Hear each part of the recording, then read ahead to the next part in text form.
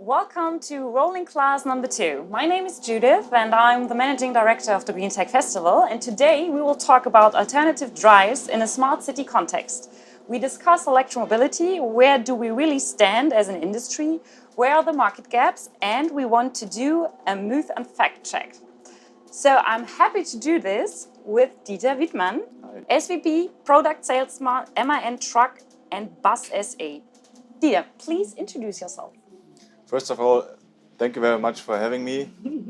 My name is Dieter. I'm in the sales department of MAN Truck and Bus, and I'm working with alternative drives, and I'm very happy to give you a bit of insights which products we already have available, what are the benefits, how we can use them in a smart city context, and what the future will look like. So MAN is a big partner of the GreenTech Festival this year. We're really happy about that. And besides the great e-bus that we are driving in already, you also delivered our festival beer with the e-truck, and this emission-free. So how does this work? Well, for us it's a good partnership because, I mean, as it's very hot in Berlin right now, so people are very thirsty in GreenTech Festival. And when we heard, okay, you needed a supplier or a transport possibility to deliver the zero emission beer also without emissions to the festival, we said, okay, we have the perfect solution, which is our ETGM. And this is a fully electric vehicle, yeah, so with zero emissions.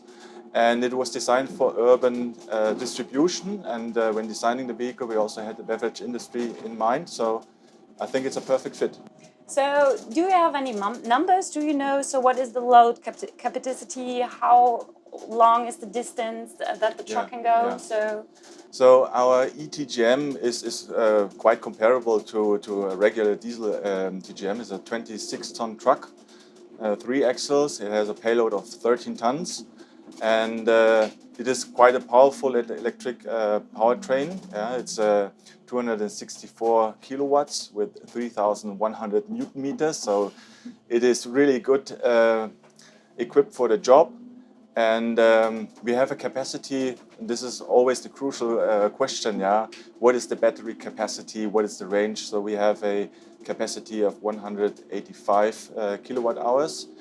And we say that we have a range on the perfect conditions up to 200 kilometers. So it's also depending on the application itself on the truck body. So we say like 180 to 200 kilometers is possible, yeah. Okay, so how long does it take to charge a truck like this full loaded? Well, charging time is also a myth. We were talking about myth though. Normally, when approaching customers, they always have some concepts in their mind to say, okay, so charging time will be too long and the range of the vehicle will be maybe not enough. But having like 200 kilometers, up to 200 kilometers in a distribution context is really sufficient because we have many customers in an urban environment that drive less than 120 kilometers per shift. Yeah? So this is working with the truck. And when we then come to recharging the batteries, yeah, we have different options. So the smallest option, so to say, would be a wall box. Yeah? And there you have a charging time between 8 to 10 hours. So you could do that overnight. Yeah? Mm-hmm. But remember, I mean, the trucks, very often they stand in the yard overnight. True. So you have the time.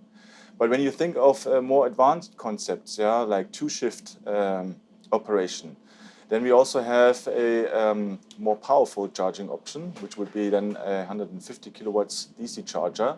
And then you can recharge the batteries in between 1 to 2 hours. So recharging the vehicle would also be possible. Okay, so especially in the commercial vehicle sector, there are a lot of false facts about e-mobility. Yeah. So I would like to check the most 3 of them that are discussed all the time. We talked already about the charging time. So because everyone is saying it takes too long. Yeah. So you said, okay, it's always a question of what is the environment. So if the truck driver, for example, is overnight on a parking slot, it's totally fine to charge for 8 hours. But what are the techniques? So where do we go? So is there any chance that we charge in 20 minutes or something like that? I mean, there are developments coming, but even now, what we have today with this DC charging option, yeah, talking about 1 to 2 hours, yeah, that's quite efficient, because I mean, it's also maybe different to yeah, regular passenger car, where you need to have, if you go travel over land, where you always need to have the full capacity loaded. Yeah, with the truck, I mean, if you go to special routes, it can also be so sufficient to only have 60% ready to do this job. And this is maybe, I think, one of the major characteristics in the trucking business, because when we go to the customer and we are going into the planning of the routes and how the vehicle should be operated, we very carefully look at the operations the truck is in. And then we find the slots, yeah, and we find the perfect loading points and loading times.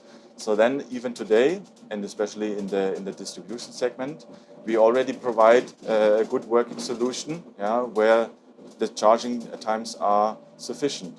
But yeah, if we talk then later on about long haul operations, yeah, then recharging the vehicle at a highway stop, yeah, will become an issue. Yeah. But then we will also see in the future different charging times.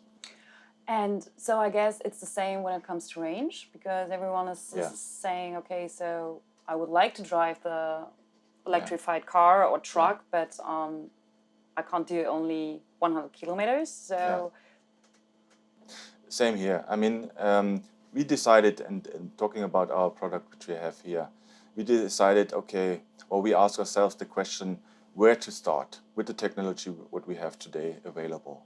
And we said, okay, inner city distribution is perfect because capacity is sufficient here. But now in the next step, and that we see, almost every day, the customers say, okay, I want to have a zero emission vehicle also for going longer distances. Yeah. So this will become more and more an issue. Yeah. So that's why our engineers are currently working very much in also optimizing the battery technology. And I think we are not too far away to see then different capacities as well, and then to get the possibilities to also realize, long haul distances with a zero emission truck. Mm-hmm. So if we have been just able to disprove some of the myths, what are the current application fields for MAN transport solutions? Well, let me quickly introduce the idea of MAN transport solutions. When starting with the idea of bringing zero emissions vehicles to the market, we did, of course, talk a lot to potential customers. And we talked about myth, though the customers, for them, it's also a new technology, something they don't know. Yeah, we realized that it is essential to provide also with a good product to provide a consulting. Good consulting, yeah, and that's why we founded in 2018 MAN Transport Solutions, and we also came up with a 360-degree consulting approach, because bringing a BEV truck into operations is not plug and play. That's really different to diesel trucks in the past. And it takes more to analyze upfront with the customer, not only like before what vehicle is best for the operation itself, but also, okay, what is the network already existing at the customer? Where are the hubs of the customer? How could we use them to recharge the vehicles? Yeah. Also, of course, the loading infrastructure, is an issue, because when we offer a truck to a customer, the question is also, what do I need to recharge the truck? Yeah, what options do you have? And this is also an interesting fact, because when we talk about the truck itself, the customer asks us automatically, what are the charging options you offer? And being an OEM for trucks, that was also something new for us. So we decided to take it into that 360-degree consulting approach and to get partnerships with big players for charging industry to provide a good solution for the customer. And also I have to admit, with the consulting approach, that's really a success story. Since 2018, we have now in total, we have all the segments in this consulting approach, so also buses and lighter trucks such as the ETGE. We did 130 consulting projects. And it is quite a good success, but also it takes some time because we have customers, they right away after the consulting process say, okay, now I understand, I know what you need, I have one point of contact with you, very good. I decide to go into the zero emission technology. But on the other hand, we also have customers where it takes a lot of time. So we see then it is 1 year, 2 years where the customer really needs to be convinced and then only decides to go into zero emission. So, but this would be really interesting for me because I mean, it's a big investment in the first step for the customer. So, how is the responsive at the moment? So, are they motivated? Are they understand we need to change something, or what is the market saying at the moment? So maybe to start with this crucial part, it is still a big investment. First, the truck is at a different price level to a regular diesel truck. But also, like I said, you also need to think of charging devices. That is another investment. And then when we talk about, I mean, also the energy need to be supplied to the hub of the customer, for example, that also can cause an investment. So this is quite a hurdle to overcome. But on the other hand, to follow up with your question, we see a lot of customers that are really interested in the technology. And they are really motivated. When we go to customers, for example, they really know about the technology, so they ask very detailed questions. And I think one of the biggest motivations, besides having in mind that we need to change something for a greener environment, it is also that they realize, okay, it will come anyway, also with the regulations. And now it's a good time to start before I need to do it to gain experience. And also for us as an OEM, that helps a lot because for us it's also a new technology. And gaining now this experience with the customers is very essential because we have a lot of data which we then also can use for our consulting approach because we see how the vehicles are performing at the customers, and we can optimize our models for the route planning, for example. So the motivation is quite big, and I'm constantly in the talks with the markets, and I can really say over the last half year, there is no day when a sales guy is not approaching me. I have a customer, he's interested in our truck or he's interested in other variants. What can you offer? So the motivation is constantly rising, definitely. You told me before that it is different to plan a fleet with electromobility because there are very or a lot of parameters that you need to think about. So could you tell us a little bit more about the parameters that they have to think about if they start to think about a fleet changing?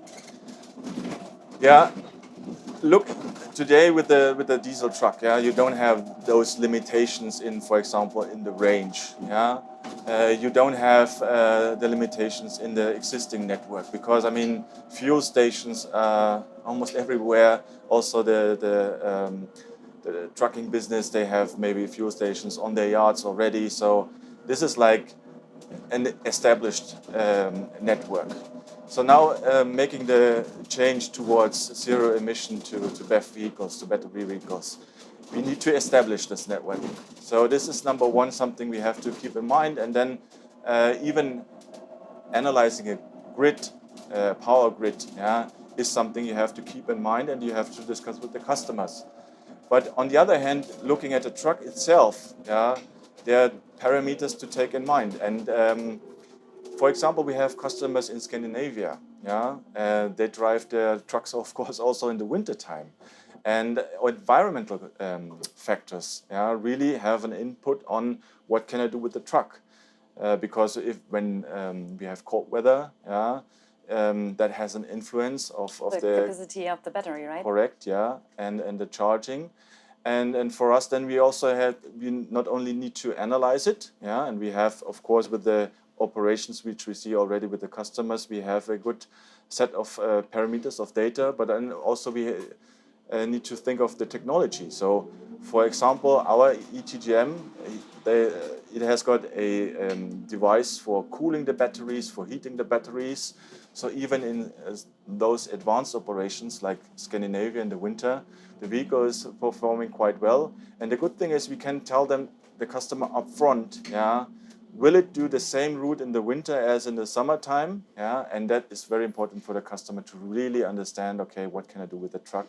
Will it make the job or not?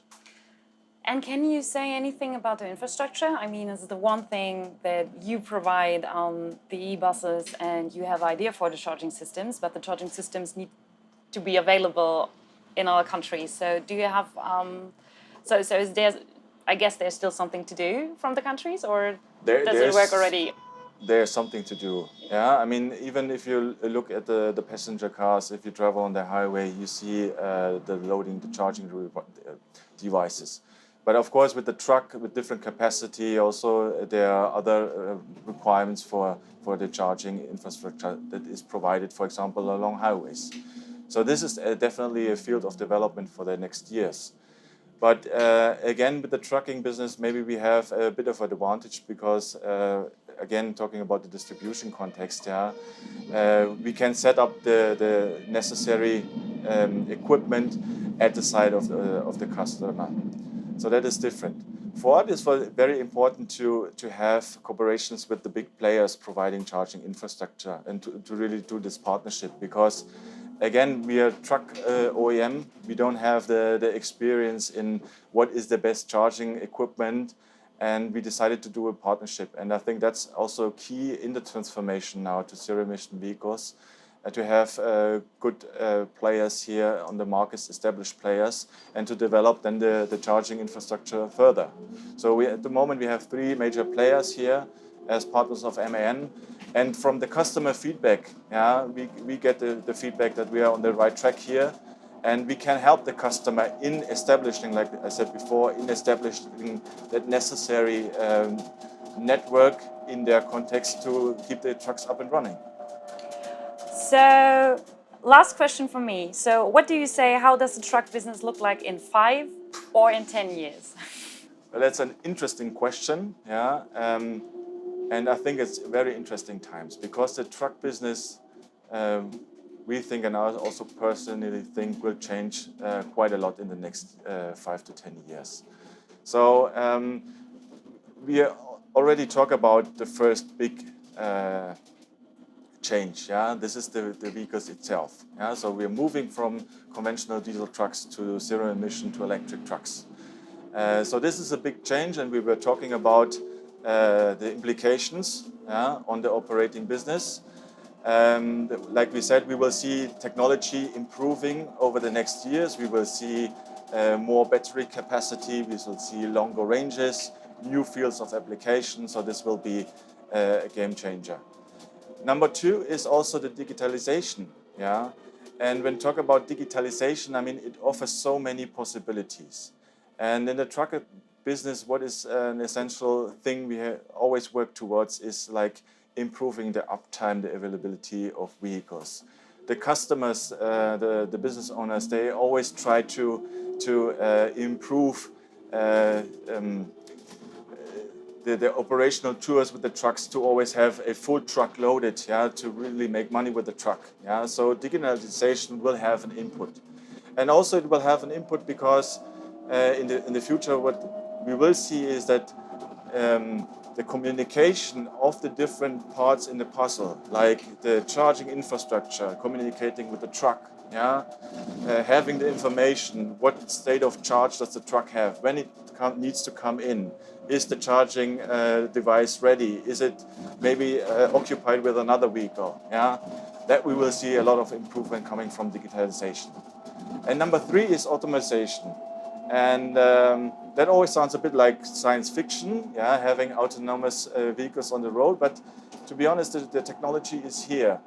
And what we also see, this will be a big impact in the future, because what can we do with automation, with autonomous trucks?